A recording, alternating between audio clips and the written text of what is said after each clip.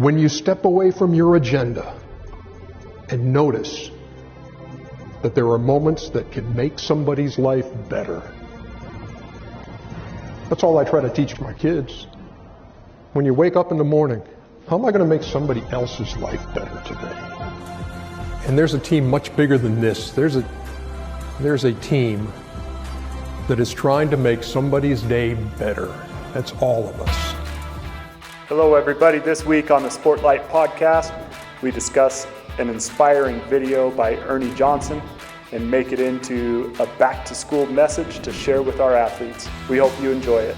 Welcome to the Sportlight podcast for parents, coaches, and athletes. The Sportlight refers to the time in an athlete's life when they have increased ability to affect the culture around them and the increased opportunity to learn life's lessons through sports. This podcast aims to help parents and coaches capitalize on their athletes' precious time in the Sportlight. The Sportlight podcast is brought to you by Especially for Athletes program. What's up, everybody? Welcome to the Sportlight podcast. I'm here with Dustin. How you doing, Dustin? Doing well. You? I'm doing awesome. Doing awesome. This is an exciting time of year. Everybody's getting ready to go back to school. Hopefully this will be a little bit more normal of a school year. You can kind of feel the energy of the youth as they're getting ready to go back and are super excited to have things go back a little bit to normal, hopefully. And but we have, as we talked about what to do with this week's podcast, we wanted to give a back to school message, both to parents, to coaches, and to the athletes as they're getting ready to head back to school. And we have some invitations for you to have some discussions to prepare these wonderful athletes, these incredible, powerful youth to go to their schools and make a difference this school year for good. And so, Dustin, I want to hand it over to you and have you share some of the things that we've talked about in preparation for this podcast. So just yesterday, I got a message sent to me from a dad of an athlete who's been a member of Especially for Athletes since he was probably 10, 11 years old. He's graduating this year, but his dad sent me a message on social media that's probably circulating, and maybe some of you will have already listened to this or will have heard this piece before we sort of break it down. But it was about a 5-minute speech that a guy named Ernie Johnson, who if you follow NBA basketball, you know that name. Ernie Johnson is the lead host of a show called Inside the NBA on TNT, and they've won multiple Emmys. They're really established themselves as one of the greatest sort of sports, talk show type programs ever. Shaquille O'Neal, Charles Barkley, Kenny Smith, and Ernie Johnson. Yeah, and they do that on Thursday nights and other nights during the basketball season. Hilarious. They're super funny, and they do a great job of breaking down basketball. But Ernie Johnson in particular, he's been in the sports world for a long time. He's been working as a broadcaster and as an analyst for, I think, 30 years. And he goes and he speaks to the Alabama football team. And he has a really unique personal life that not a lot of people know about in particular. And he explains it in this discussion he has with Alabama, a son that he adopted. And so when I watched it, I was touched by it. And I thought, this would actually be a perfect couple-minute little piece to share with those of you that listen to us here. And then, Shad, I was interested in getting your thoughts on it and maybe discussing it a little bit with the audience. So This was an idea that I had. I hope you enjoy it. I think you will. If you listen to what Ernie says and think about it and then have these discussions with your athletes and with your sons and daughters, it's something that we should all benefit from learning from. Awesome. Should we give it a start? Let's do it. When Nick Saban asks if you would come and speak to his football team, yes and no, not the answers. What time is the answer? And what I've had at Turner, I've been there for 32 years now. What I've got is a get-to job, not a got-to job. I get to do that. When you look across a room or you lock eyes with a teammate and you're wearing the same colors, that you get to. That's not a got to. See, the reason our show is successful is because nobody tries to make it about themselves. Chuck's never tried to do that. Shaq's never tried to do that, neither has Kenny. And God knows I'm not trying to. Nobody cares what I think about a basketball game. I'm just trying to get us from point A to point B to point C, and I'm trying to make these guys shine. It's about knowing your role. So what is your role? There's value in everybody. Everybody on our team at Turner, value in every position. When I think about value, I think about this kid right here. See, I'd come home from work one day and she said, you know what we need to do? She says, no, we need to go to Romania and adopt a kid. I said, no, hold on. I mean, we've got 2 children. We're the script. We're following the script. Don't be afraid to go unscripted, folks. Cheryl had seen a story on ABC News about these Romanian orphans being warehoused. Those with special needs were just forgotten. Let's give a kid a second chance. So we went unscripted. The nurse who handed this boy to her, you know what she said? She said, don't take this boy, he's no good. Can you imagine? And I said, bring him home. He gets diagnosed with muscular dystrophy, which a lot of kids don't make it out of their teens when you got that, because your muscles don't grow, they waste away. So I'm going to stop it there for a quick second before he goes into to discuss what the coach did, right, on the basketball team. Yeah. So his wife comes to him and says, I've seen this video. There are some Romanian kids that are warehoused. They're handicapped and have some other disabilities and things, and they've been forgotten. And she tells him we need to go and adopt one. And he said something there that I thought was interesting. He said, we're following the script. And then he says, don't be afraid to go unscripted. And that got me thinking about the script of some of our teenage athletes, and what they're sort of used to seeing as the script, the norm, what you're supposed to do, how you're supposed to look, how you're supposed to walk in the hallways, how you're supposed to be around people, and who you're supposed to hang out with, and how you're supposed to be on social media. They're learning that from everybody, and they're following the script, many of them. Part of Especially for Athletes, maybe not part of it, the mission of Especially for Athletes is we're trying to ask athletes to go unscripted, right? To go away from the script and to be different. And that takes courage. You know, what Ernie did next is he didn't say that he went back and forth in discussion with his wife. It sounded like he just realized this is the right thing to do. I need to do the work. We need to go and we need to do it. And Shad, I wanted to get your thoughts a little bit on this idea of going unscripted, and how do we get our us as adults too. I find myself always saying our youth, but us as adults as well. How do we think outside the box a little bit when it comes to this, and be willing to go unscripted a little bit, be different? Yeah. It begs the question, what is the script? What do our athletes feel like they have to fit into?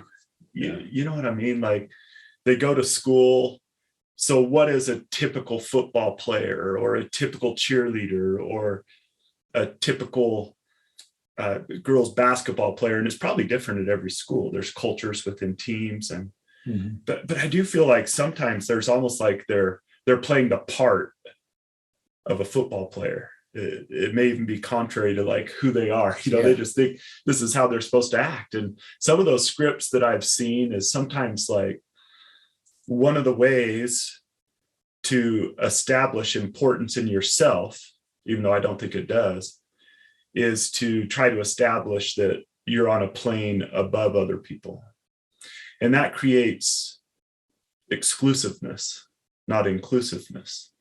The part of the script is football players hang out with football players. Football players hang out with cheerleaders. Cheerleaders hang out with each other. And it creates these divisions, even within a school, that sometimes the script is written in such a way that people feel like they're always in these separate groups trying to establish who's really important. Yeah. And the message is they're all important. That goes back to that first part about the role on TNT. Yeah. If we had just realized every single person has a role, and that role is as significant as our own, then we get off these scripts that have been written for us. Here's who I have to hang out with. Here's how I have to act. it then opens our eyes to recognize the goodness and the importance and the value of everybody else. Well, and I'd even argue that to a degree that tribalism, or that these cliques that get formed, and kids get learned at a young age that they need to find their clique or find their tribe, and then they have to adapt themselves to that in order to be cool, right? To fit in. Yeah. They have to follow the script that those kids do. And in athletics, athletes, they watch what athletes look like and dress and act and speak. And sometimes, unfortunately, that's not always good.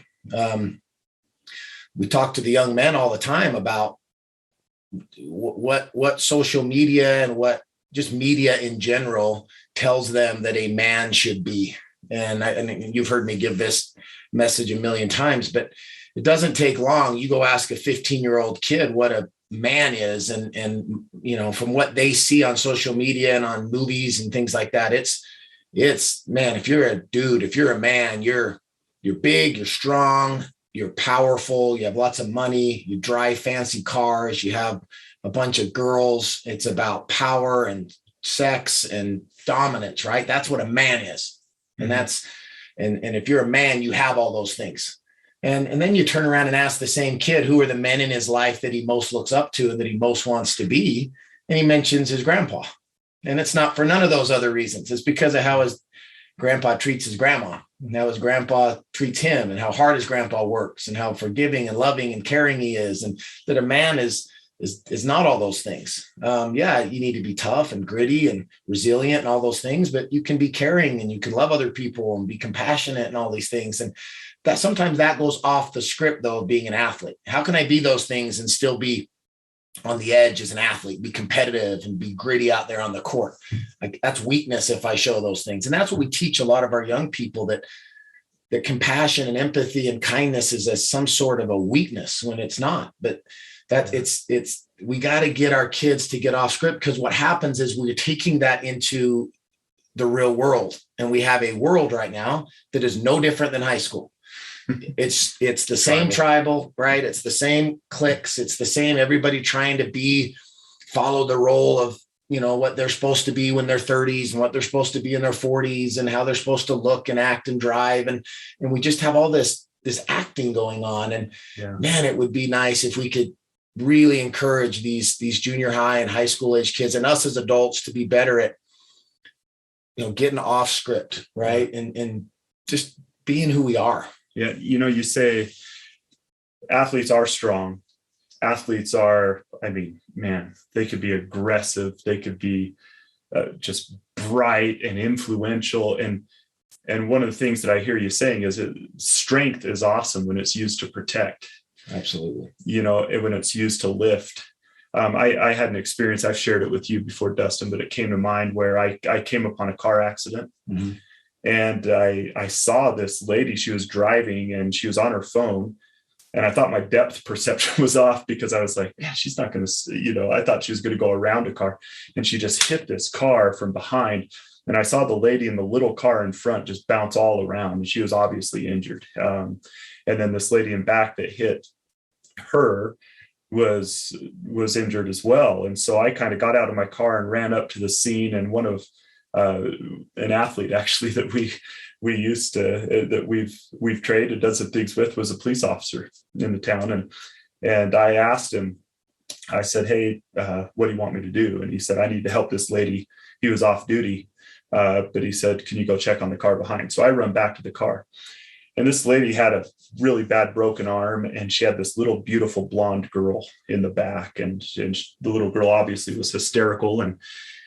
And so I was talking to this little girl, trying to comfort this little girl. And she kept saying to me, my daddy's going to be so mad at my mommy. My daddy's going to be so mad at my mommy. And so I said, it's okay. Your dad will just be happy that you're okay. And no, he's going to be so mad at my mommy. And anyway, to make a long story short, the dad shows up on the scene, and he's doing everything that like some lame TV show would do to try to make a man look manly. Does that make sense? Yeah. Like blaring music, popping out of the car, walking all tough up. And he looks at me, and I'm holding his daughter, to comfort his daughter. And he says, "Give me my effing daughter." And I'm sitting there holding this little girl, you put yourself in that situation. But what I did is I kind of pulled away from him a little bit. And I said, "Dude, look around. There's blood, there's broken bones, there's sirens. Do you want to know what she's been most afraid of? You showing up." Like, and that experience just taught me a true man, a true woman, like, who has strength, who has these things that sometimes our athletes are given because of their position as athletes and their ability to play sports. When they show up on that scene, that girl shouldn't, I forgot this part, but when the dad showed up, she said, "Oh no, my daddy's here." That's sad. And I thought, what should she be saying? "Oh, daddy's here. Like, things are going to get better." And it's like someone with strength, someone who's willing to get off the script of what the world is telling us, what we should be, who we should hate, get off of that and use your strength, that when you show up on the scene, whether it's a dramatic scene or just like a lunch table, that when someone sees you coming, they're thinking, "Oh, sweet. Yeah, that person's here." Oh no, here comes the cheerleader. Or here comes the basketball player. Or here comes the football team. Yeah. But they see you coming and they think things are about to get better because that person's coming or that team is coming. Well, and to Ernie's point earlier, when he said, when you lock eyes with a teammate and you know that they'll do anything for you, but that you understand your role and that everybody has a role, as parents and as coaches, we have a responsibility to make sure that these kids understand that when we say role, we don't mean you're the rebounder or you're the defender or you're the offensive lineman or you're the whatever the position is on the team. That's your role. You have a role within your team, but because of the Sportlight, they have a different role that we have to give at least as much emphasis to. I would hope we give it a lot more emphasis to teaching that their real role, if they understand what we're trying to push, and maybe it's a pipe dream to think that the athletes will really embrace this idea of their real role is to use that Sportlight in a way that makes scenes like this, this example, a lunch table or a classroom or someone lonely in school. First day of school, there's going to be a ton of kids showing up to a school for the first time, whether they're new to that grade or new from another town. Or maybe they just had a rough summer. Maybe their home life is tough. School for some kids is a blessing to get away from the nightmare that they experience at home. Mm-hmm. And to come to school and be away from some of the garbage they have to deal with at home, to come to school and get away from that. I hope they don't walk into another set of a whole new set of problems, right?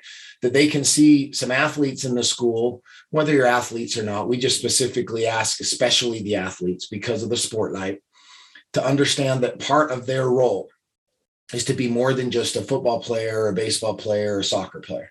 That because of the Sportlight, people are going to know who they are. And so we say this all the time, right? To use your Sportlight in a way that uplifts and helps and motivates and provides comfort to other people, and to understand that with that Sportlight comes responsibility. There's a role involved, and get off the script of being cool guy, because there's a quote that we've shared before in presentations we do, that eventually cool guys get their butts kicked. It's just a matter of time. You're only cool for so long, and it comes around. Right. And so, and Ernie is going to, continue to tell the story now of a coach and a team that embraced his son, and what his son and the coach coming together from two completely opposite parts of the world, but because of sports and because of his wife and having the empathetic, compassionate heart that she had, eyes were up. Right. She saw something. Yeah. Her eyes were up. So for those of you that wonder, when we say eyes up, do the work, here's an example of it. Her eyes were up. She was seeing something. She was watching something good, trying to learn about another country, another group of people, and she felt touched. And instead of just feeling touched and saying, wow, I hope those kids can find some happiness, right? She felt motivated to do something, and then she did the work. She went through the process to to adopt one of these boys. Ernie Johnson went through the change in lifestyle to raise this young man who he goes. I mean, the rest of the story, if you learn about Ernie Johnson, when he leaves work, his whole day is dedicated to helping this son. It's been raising this boy who can't do much on his own. Then he goes to work and he loves his son, who he adopted from Romania, right? But because of sports and because of some people willing to keep their eyes up and do the work, an entire community gets changed. And Ernie's going to go on to talk about that. He's going to mention things like there's value in everybody and stepping away from your agenda and having a heart for others. You're going to hear these phrases that he says. And I think, again, as you're listening to this, think about how we can be better and how we can share this message with our children and those athletes that we coach. And then hopefully in the process, make going back to school easier for people. Yeah. The coach with less hair than me, a guy named Phil Beaulieu. Michael at this point is in high school. See, this coach knows what I know. He knows there's value in everybody. He said, I want him to be my 5-foot-tall impact player with no vertical leap. He said, because I see value in him. Because the day I met him, I followed him into his classroom. I had a conversation with him, and Michael doesn't communicate well. And he has a kind of a Rain Man kind of memory. So if he meets you, you tell him what you drive, he'll never forget it. So he has this great memory, but he also has this 3 words he loves to say, and you don't have to say it to him first. He just says, love you too. This is from a kid who didn't speak until he was 8. So Phil Beaulieu asked if he could be on his basketball team so he could teach his team 2 things.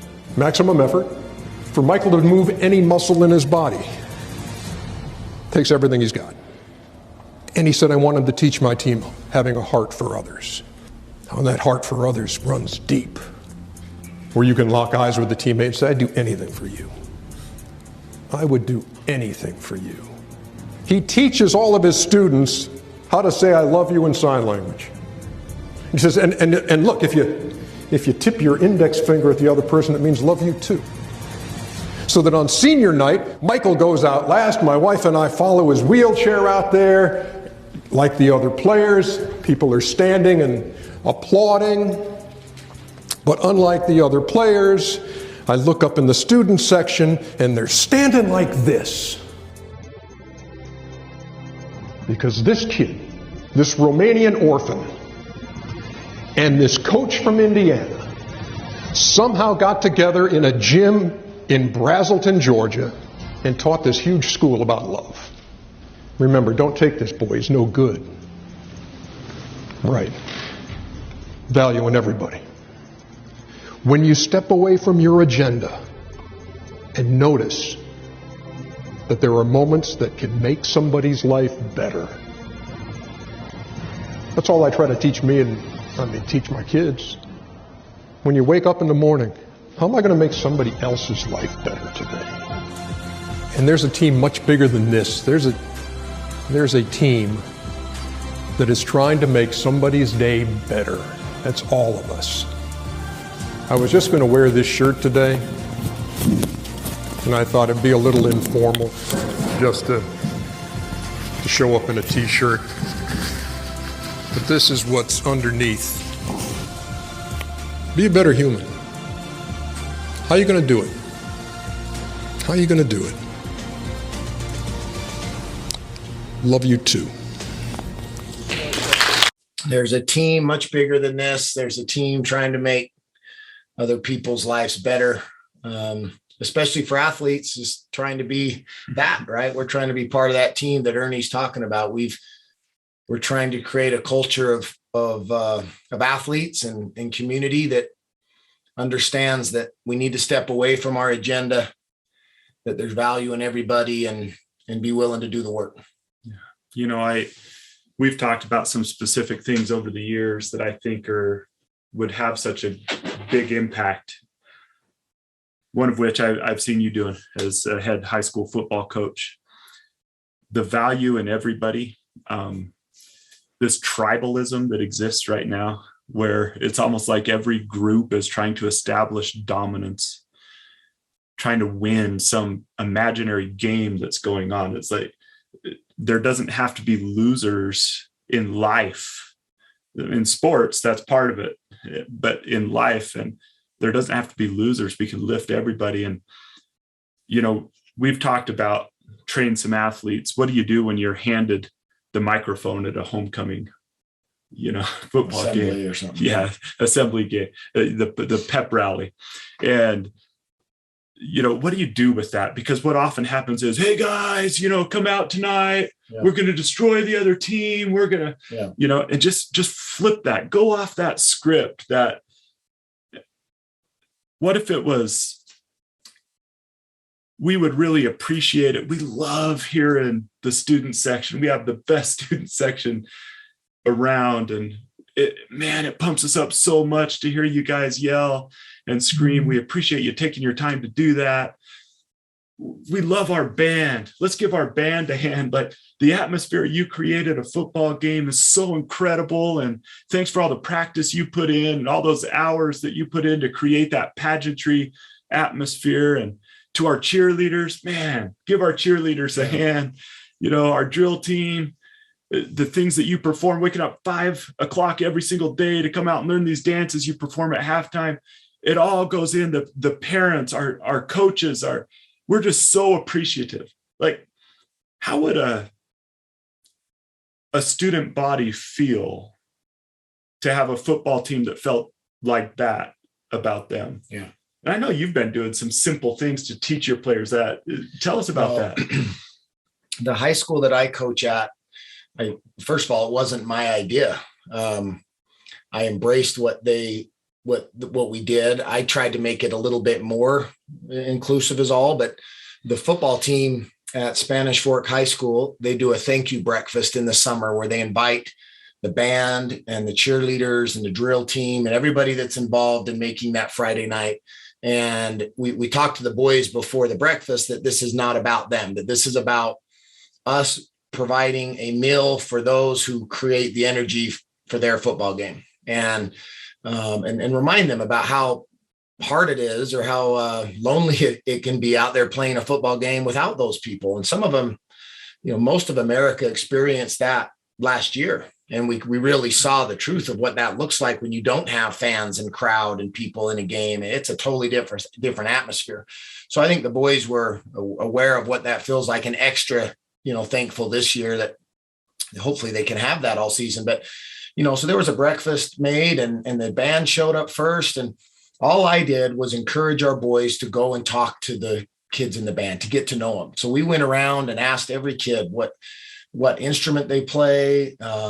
And they work hard, these kids. And I was learning stuff about some of the instruments they played I'd never heard of. It kind of shows my education when it comes to that. But that's okay. They wouldn't know some of the football phrases. All right, fair enough. But it was great to learn. And then I watched some of the boys start interacting with some of these kids on the band who they've gone to school with, but they've never really had more than a couple second conversation. Next thing I know, there were some band members of the band and some members of the football team that were over in the corner, and they were playing chess together. And the crowd it kind of got big, and we had this big chess match going on. And they were cheering each other on. They were picking, and you had kids on both sides cheering for each other. And we were going around. It was just awesome to watch kids just interact with each other, to get off script, right? Yeah. And to just realize that the football team's not supposed to mingle with the band. Haven't you seen a Disney show? Exactly. They aren't supposed to be having fun together. Yeah, that's not what it is. This isn't Hollywood where the bands, we're sticking the band kids in the lockers if you're a football player. It's not. I hope it's not that way at schools. Most schools not. Most of our athletes don't do that. But it was just cool to watch them interact. And then when the cheerleaders came and everybody, it was just these kids saw the value in each other, and which is what Ernie just got done talking about. And they understood that there's great value in everybody. And for a minute there, it was just awesome. I kind of stepped back and stood back and watched it. And I just thought, this is what it could be. This is what it should be. This is what at its core it's supposed to be. And there were parents there and different coaches from the different sports talking. And it was just the way, that it's supposed to be. And I've seen this sort of thing that you just talked about done in person. We have an athlete that we'll probably do a story on at some point, an episode on some point, but locally people probably remember the story of Jason Money, who we've got a video, actually his story on our website. But I won't go into the whole story, but Jason had an interaction or an experience in a football game that went viral,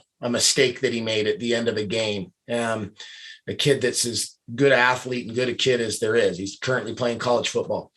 And a mistake he made went viral. It was seen by millions of people online. And he had all sorts of positive messages sent to him, but a lot of hate messages from losers out there, to be honest with you. I mean, people telling him the meanest things that you could say to a kid because of a mistake he made in a football game.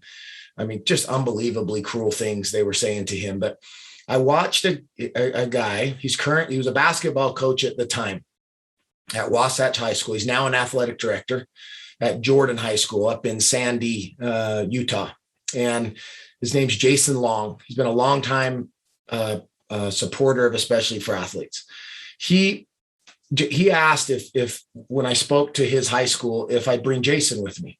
Now, these guys were in the same region at the time. They were sort of rival schools, Wasatch and the school that Jason went to. And Jason went up and he spoke to this team, and he was still a senior at the time. He hadn't graduated yet. And he spoke about his, and he'd still get emotional talking about it. It was still, raw to him. And they gave him a standing ovation. All the kids there, the athletes, the basketball team came and gave him a jersey and really took care of him. But later on, I found out that there were teams that were chanting things to Jason in basketball games when he'd go to the foul line. They were chanting things specific to the mistake that he made in the football game, mean things. Jason Long, the coach at the time, told his team to make sure the crowd knew that if anything was said to Jason during that game, that he would stop the game. And he went as far as to say they just forfeit it, that it was not going to happen. So because the athletes took the initiative to make sure that the fans knew that we're not going to treat him that way, we're going to cheer for our own team. We're going to support our own team, of course, but we're not going to say these comments to Jason. They didn't, and they were able to have a game the way it was supposed to be played, compete without contempt, one of our principles. Yeah. But that took a coach and some players at his team, because they had been taught properly by the coach. And then they took the action at the school to address something to the band and to the cheerleaders and to everybody, that everybody had a little bit of empathy and respect for Jason and for what he had gone through. And they were able to play a game without any of that. And that's the way it should be done. But it takes our athletes stepping away from the maybe traditional script or role, seeing value in everybody, whether it's someone in the band or someone on an opposing team, and then doing the work to make sure that people know, hey, there's a better way and we can all be better and treat people better. I think what you're saying right now about being intentional for the coaches who are listening, coaches impact the culture of their team more than any other person, I think, on their team sometimes. That they create an expectation and they say, this is the way we're going to be. And I think that's something important to think about when it comes to this culture of inclusiveness and appreciation and appropriateness. Yeah. If you have a coach, so you and I have been around hundreds of high schools. And every now and then, as you're speaking, you sense that there's a coach that doesn't like what you're saying. We've had this conversation before. They just feel like it's not necessary, right? Yeah. I've got it. I don't need somebody else to talk to my kids. Yeah. Or what they're saying right now stings because I know the way I act. Yeah. I'm not what you are asking people to be right now. And man, coaches who do what Coach Long did and make it a priority to use sports to teach these lessons, they make a huge difference in kids' lives. And kids will respect them forever. As you grow up, you start to look back and you start to realize who those coaches were in your own life, like who were, in our case, the real men in our life. Yeah. I've had many coaches throughout my life, and my heart is still fond towards those who taught me to be a man, not just to hit a ball or to shoot a ball. And so I think that being intentional about these lessons, what can a coach do as they start a season, as they start a school year? What are some things a coach can do to teach their players the value of every person? And I bet the answer is different for every coach. Yeah. And the ideas that will come will be amazing. But some of the simple things that challenge your players to get to know the 6 kids who sit around them. Yeah. The 5, 6, whatever it is in their class. It's just simple. It's, hey man, how are you? How was your summer? What are you up to? What are you doing this school year? What do you like to do? Just those simple questions every day. Just the 6 people around you, just do that, and you could make a difference. Well, and to the parents, I think it's important. I can speak from being a coach and having coached a lot for a lot of years and knowing a lot of coaches, that everything you just said is absolutely true. And I think most coaches try, some do better than others at teaching that. But I want to make sure that as parents, you understand that you undermine everything that the coach tries to do if you then turn around and badmouth, the coach to your child. And to understand that while coaches hopefully are doing this and trying to do all these things we're talking about, it's not fair to expect them to make your son a man, or to make your daughter an elite young woman.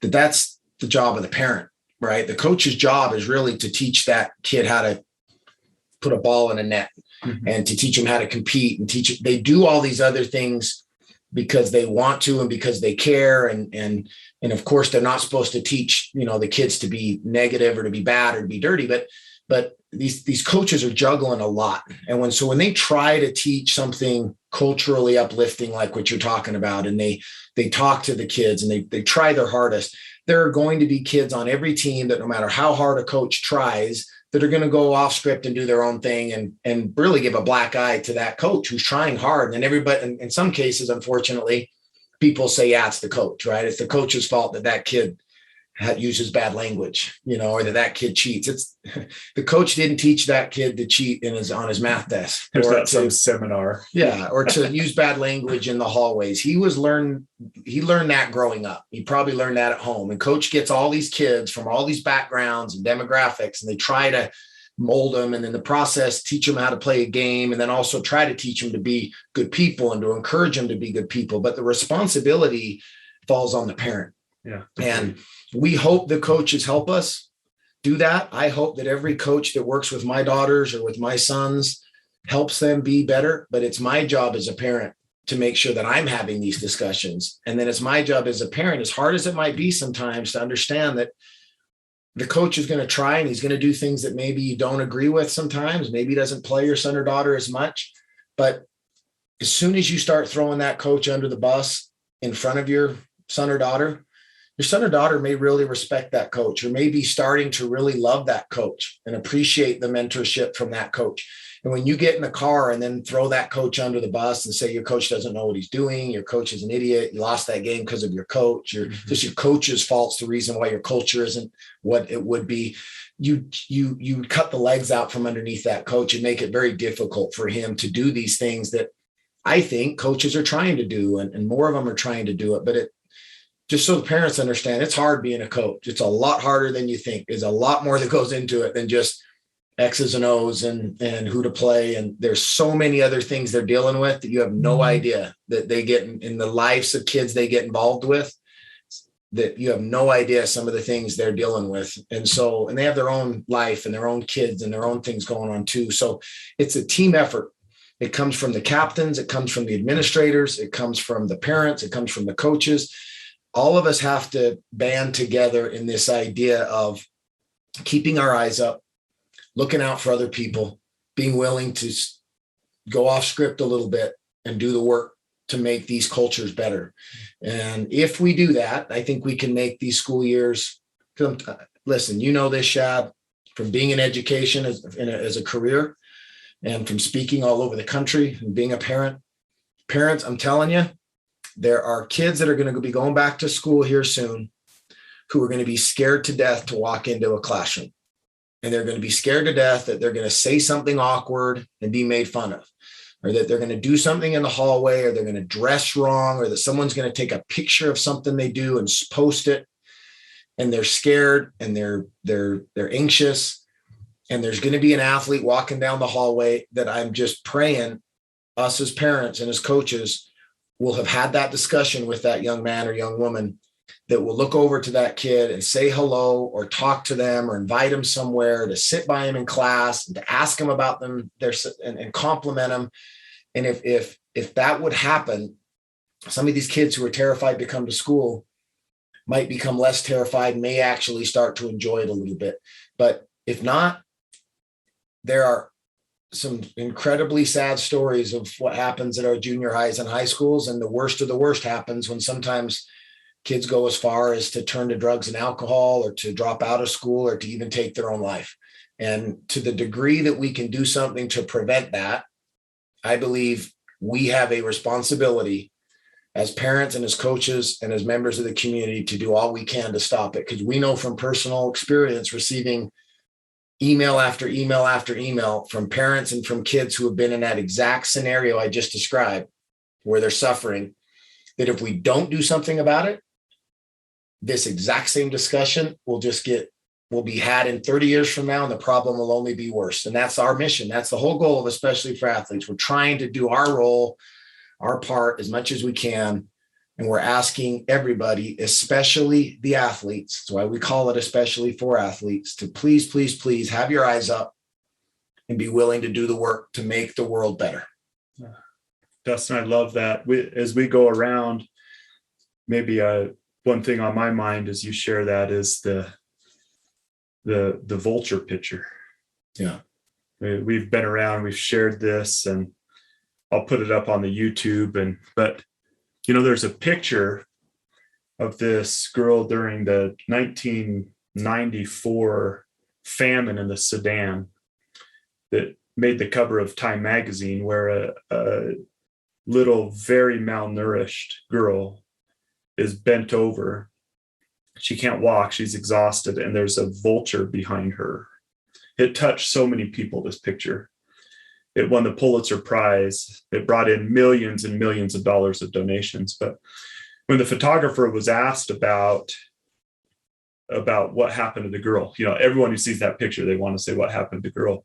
His answer kind of caused an uproar a little bit. He said, I'm not sure. I scared away the vulture. I sat under a tree and smoked a cigarette and prayed that vulture would fly away. When it didn't fly away, I scared away the vulture. And then I watched as the little girl kind of struggled over a hill, and I hope she made it to the aid station. And that bugged everybody, right? Because they think, how did you not help? There's a lot to that story that his friend shared later. It's kind of a tragic story, and that there was dozens of kids around, and, it was overwhelming to this guy. He wasn't just neglectful. But the reaction was interesting, because people were like, how could you not help that girl? I would have carried that girl 2 miles to the aid station, in the heat and but I think it's something that you and I and others, if we don't have our eyes up, being intentional about what we're talking about, that we do all the time. We see someone who's obviously in need, and we just kind of pray their problems go away. Or like he did, we scare away a vulture, but that's very temporary because it'll just swoop around and come back. And we've spent a lot of time this last number of years asking ourselves the question, what does it look like when you see someone struggling to carry them to the aid station? Not just to scare away a vulture, not just to pray a problem goes away. And that's the do the work part of that message that you just shared. And sometimes that work is months long. It's little things. It's sitting next to me at lunch. It's inviting a kid to go to a game. It's, hey, what are you doing Friday night? Hang out with me and my friends. And it's just those, it's sitting down next to a kid and getting to know them in class and being interested in them. It's going to their things. But sometimes I think we could be better as Ernie Johnson's wife was. She saw a problem and she knew she had the means to help. Yeah. And she did it. And now look at this kid's life. I mean, he was in an orphanage in a foreign country where the people that are taking care of him are telling people, you don't want that boy. And just years later, because someone had their eyes up and were willing to do the work, he's having a gymnasium full of people on senior night give him the I love you too symbol. And having him contribute to a team, teaching them maximum effort and loving other people. So he went from a crib where he'd never be anything to inspiring a high school because Ernie Johnson's wife had her eyes up and did the work. And that's a dramatic example, but sometimes dramatic example and extreme circumstances teach us important principles. And so if every athlete just went back and as we go around and teach about that girl, we'll put up that picture and we'll say, this girl is in the halls of your high school. Yeah. She's starving for food in this picture, but there are kids who are starving for attention. There are kids who are starving for a friend. There are kids who are starving to be included. There are kids who are starving to be noticed. And we have the means to carry those kids to the aid station and help them get those things. And our athletes are powerful, not just because of their own influence, but they're part of teams, and teams, it's easier for a team of people to bring in an individual. And I just think there could be lives that could be saved and brightened, even if it's just a kid's school year is a little bit more fun, to think of their parents who are getting ready to send back a reluctant kid to school, who has a hard time making friends, who's from a new school and they've had to move to a new town because of everything that's going on. To think how those parents would feel about an athlete who use their position, their spotlight, to help a kid feel included, to brighten a kid's life. I just can't imagine how that parent would feel. And our athletes can be taught and trained to do that. I don't think they don't do that because they're bad people. I think they're on script. Yeah. And sometimes it takes someone handing them another script and saying, hey, do this. And most of them who we've handed the script of, especially for athletes too, they take to it, they put on the band, eyes up, do the work, and they live that way and they change people's lives because of it. And that's the goal. That's why we're doing it.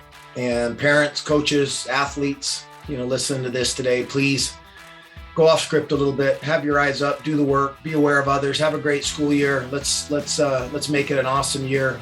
And we appreciate you following this podcast. We hope you'll follow us on social media and that you'll look into the book, The Sportlight. You can find that and more information about Especially for Athletes at especiallyforathletes.org. Thank you. Eyes up, do the work. This has been the Sportlight podcast from Especially for Athletes, sponsored by Coca-Cola. You can learn more about Especially for Athletes by visiting the website at especiallyforathletes.org. You can also learn more about the book, The Sportlight, by Shad Martin and Dustin Smith at especiallyforathletes.org/book.